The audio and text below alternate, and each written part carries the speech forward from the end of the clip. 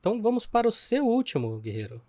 O meu último da noite é um mangá que eu li durante bastante tempo, apesar de não ser tão longo assim, porque eu tenho uma rotina de dar umas 10 e meia da noite, eu pego, desligo todas as minhas telas e leio um magazinho, leio um livro para me preparar para dormir. Entre Boku no Heroes, entre Hajime no Ippo, eu li o Otakoi por uns 3 meses do ano passado.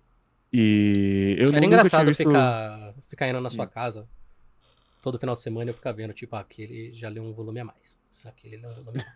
Você ficava exatamente. deixando em cima da mesinha do hack ali, eu ficava... Eu tenho a pilhazinha da leitura. Agora está lá Termai Romai.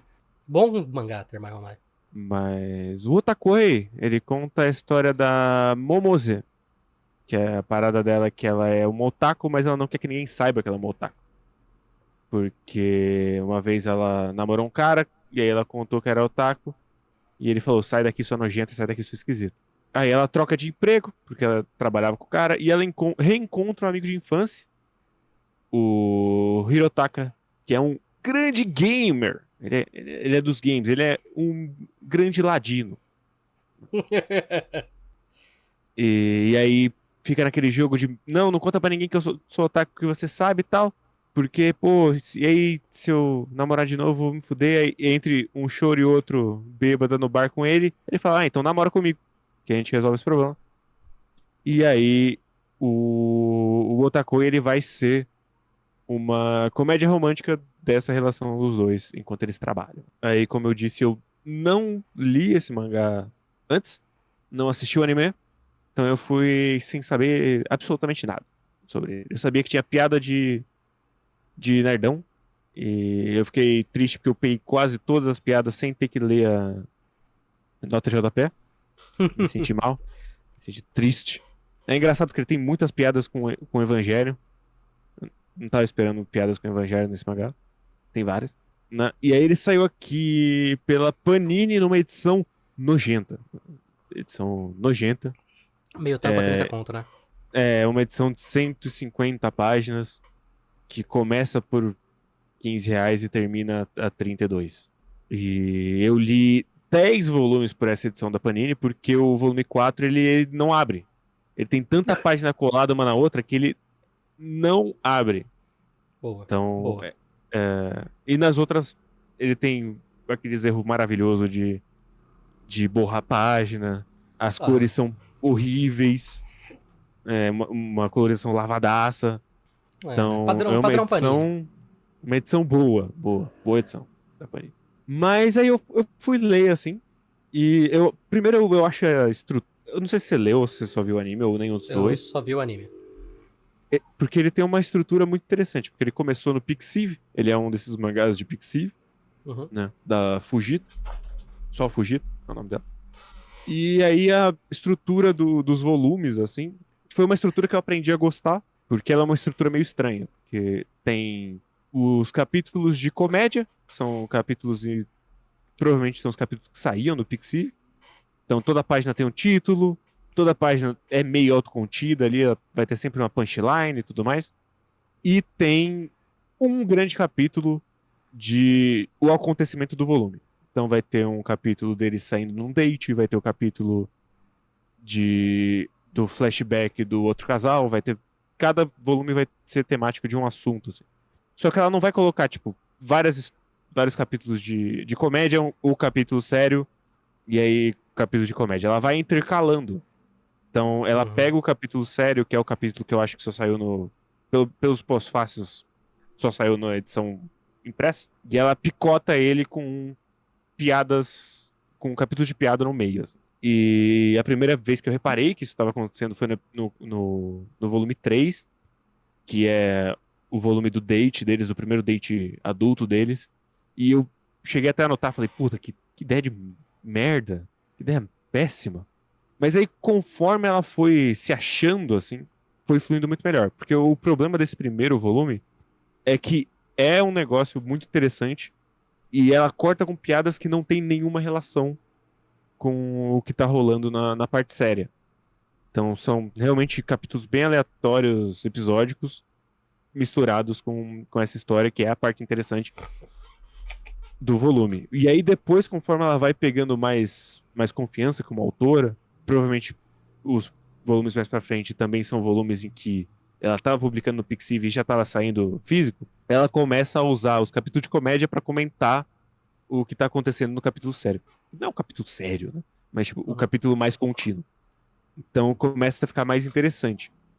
E ao mesmo tempo, conforme essa história vai passando, é impressionante, porque os personagens eles começam muito simples. Eles são muito.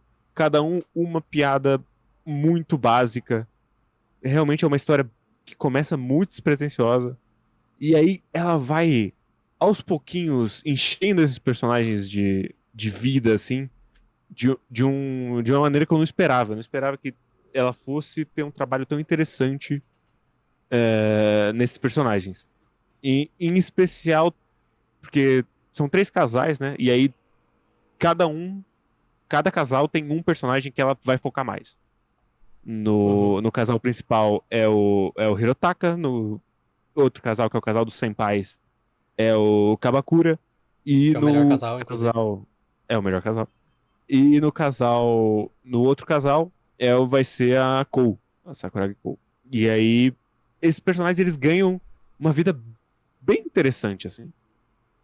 Mas comentando numa estrutura geral, eu gosto que, como ela quebra nesses 3 casais, ela consegue contar quase que 3 histórias em uma. Então, vai ter esse começo de relacionamento da Momose com o Hirotaka, que vai ser, o primeiro date, começando a se conhecer melhor, ver o que eles têm de comum, o que eles têm de diferente.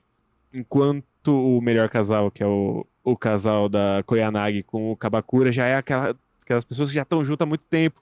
Então, e eles são o casal de gato e rato. E eles têm todo um volume do flashback deles em que eles jogavam no time de vôlei. Que foi o momento que eu olhei e falei, caralho, eu gosto de qualquer merda que tem esporte. Que eu estava. Porque tem um momento que o Kabakura perde. E eu tava tipo, porra, ele perdeu. Mas é tipo, eu não vi o jogo, eu não vi nada. Mas, porra, ele perdeu. É Ah, duro. não, E é ele teve pica, porra. que se formar e ele perdeu. Ele tava no terceiro ano. É o suficiente. E tem o do Nifuji Naoya com a Sakuragi Kou, que é um romance que ainda nem começou, assim. Eles estão entendendo se eles sentem o que eles sentem ou não. Inclusive, eu acho muito engraçado porque o Naoya, ele é irmão do Hirotaka, Uhum. e ele deveria ir pra terapia porque a menina que ele escolhe namorar é o Hirotaka mulher. Ela é o Hirotaka, só que mulher. Sim, Eu acho bizarro e eu acho covarde da Fujita, tá? Porque era pra ser um casal gay, mas ela sim, arregou sim. e meteu que é uma mina. Mas uma coisa que eu definitivamente não tava esperando nessa história é o quão melancólica ela é. Eu não sei se o anime também é, mas o mangá ele é bastante melancólico. Assim, Não, tem um fundo. o anime, ele é inclusive um tipo de anime que eu queria que saísse toda a temporada, que é o anime mais gostoso de assistir que existe. Você vai lá, você dá o play, você fica lá 20 minutinhos sem ser agredido por nada, dando uma risadinha e é isso. Pelo menos pelo mangá, eu acho. E aí, o que encapsula mais isso é o personagem do Hirotaka. Tem uma melancolia ali dessa pessoa, o otaku com problema de comunicação. Isso foi meio que cozinhando em banho-maria, assim, né, enquanto eu lia. E aí eu fui percebendo que isso tava meio diluído nos outros personagens. É que ele é o maior exemplo. Ele não é o maior exemplo, porque a Cole também é um grande exemplo disso. Dessa pessoa que meio que ela tem essa fissura em uma coisa, e aí ela fica um pouco monotemática, ela perde bastante da conexão com a realidade, da conexão com as outras pessoas. E é muito interessante porque o processo do Hirotaka é muito um processo dele se abrir para as pessoas, dele se tornar um ser humano mais completo. Então ele começar a ter mais contato com as pessoas com quem ele trabalha, ele começar a ter mais experiência para fora do videogame, assim. Eu achei bem interessante. E aí começa a ter uma relação dúbia ali, porque ele gostava da Momose desde criança, mas ele tem uma insegurança muito forte daquele relacionamento. porque ela já namorou outras pessoas, ela é uma pessoa, um ser humano muito mais funcional do que ele, e ele fica naquela de, tá, mas o que que a gente tem aqui de verdade? É um namoro mesmo? Ela só tá comigo porque eu sou otaku, então é meio que por conveniência, é porque ela gosta de mim. E aí, uma das melhores cenas desse mangá tá no último volume, que é a perspectiva dele de como ele vai falar pra namorar com ela. Porque quando você vê no primeiro capítulo, parece que ele tá meio que, foda-se, então vamos Uhum. namorar aí, tanto faz. É quase uma solução pra um problema, né? Ele tava meio de saco cheio dela reclamar. Exato. E aí a gente vai passar 30, 40 páginas do como ele estava se sentindo por dentro, porque ele é um personagem muito estoico, então ele não passa o que ele sente. E aí a gente vai ter todos os monólogos internos dele. E aí é muito bom porque a Fujita pega a linha vermelha do amor, assim, e aí ela enrola ele na linha vermelha, sabe, o Great Pretender, que o boneco fica pendurado de ponta cabeça, amarrado. Sei. Então ela coloca essa imagem dele preso como um ilusionista tentando se livrar, assim. E aí o que tá prendendo ele nela é o brinco dele. E o brinco pro Hirotaka é um símbolo muito grande dele querer ser adulto, porque ele queria estar com ela e tal. E aí ele fura a orelha no impulso, aí ele acha uma merda e nunca mais usa o brinco.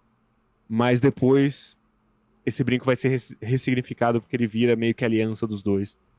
Então é um puta momento nesse final do mangá, ao mesmo tempo que eu fiquei com um sentimento e eu não sei, não tem muito bem como resolver isso, porque ele é um final mais aberto, assim. A gente não vai ter uma grande conclusão de o Hirotaka receber o cartãozinho dele de, pô, agora você é um adulto funcional, parabéns, siga a sua vida. Mas eu senti que faltou um marco mais forte, assim, dele ter crescido como pessoa. A gente tem, Uhum. a gente tem o marco deles darem o primeiro beijo, mas não é. Eu não acho que era pra isso que tava caminhando essa história. Eu acho que que faltou, assim. E o que não faltou é no melhor casal. Porque tem o gigantesco Kabakura, tá? O gigantesco, maravilhoso. Que a parada dele é que ele é um cara que ele tá muito preso em papéis sociais. Então ele tem que ser o chefe-chefe. E ele se fode porque ele tem que ser o chefe-chefe. Ele é um cara que ele fica fazendo muita pose. E aí o Uhum. grande arco dele se desconstruir e virar woke. Não ter mais nojo de BL. Ler os BL que a namorada dele lê. Falar, pô, até que é maneiro. Deixar a namorada casar fazendo cosplay. Então é um homem Aí, aí, se aí, aí, desconstruindo, aí, tá? vamos lá também, né? Mas ela Aí é uma já. cosplayer renomada. Ela Ah, não é qualquer esquisito. Ela é o esquisito prêmio. Guerreiro, E. não sou eu que tenho que autorizar. É verdade. Ninguém tem que autorizar, ela é dona da própria decisão. Fala. Fatos, fatos, fatos. Mas. E aí tem o terceiro casal, que é o casal que eu menos gosto, assim. É um casal onde a Fujita vai colocar todos os clichês do mundo de comédias românticas. Tem todos os desencontros, todos os mal entendidos. Não me pega. Esse é um casal que não me pega. E não me pega porque não é um casal gay. Que deveria ser. Ela foi covarde.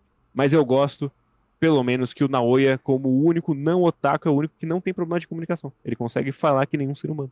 Diferente de Olha todos só, os outros. olha Te só. faz pensar. Te faz Te faz pensar. pensar, te faz pensar. E depois de tantos anos nessa comunidade, eu posso dizer que esse não é um problema só dos otaku japoneses. Isso é um problema mundial, tá? Sim, O ainda não otaku ele encontraram a tem cura. realmente problema de se comunicar e de entender limites, entender espaços. É como se eu estivesse lendo o grupo só que com pessoas interessantes. Mas é isso, gostei muito de Otakoi, tá? Ótimo mangá. Leiam por scan, pela edição da Viz, contrabandeado. A edição da Panini é uma merda. É, eu ia até pedir pra você me emprestar, mas agora eu acho que eu tô de boa.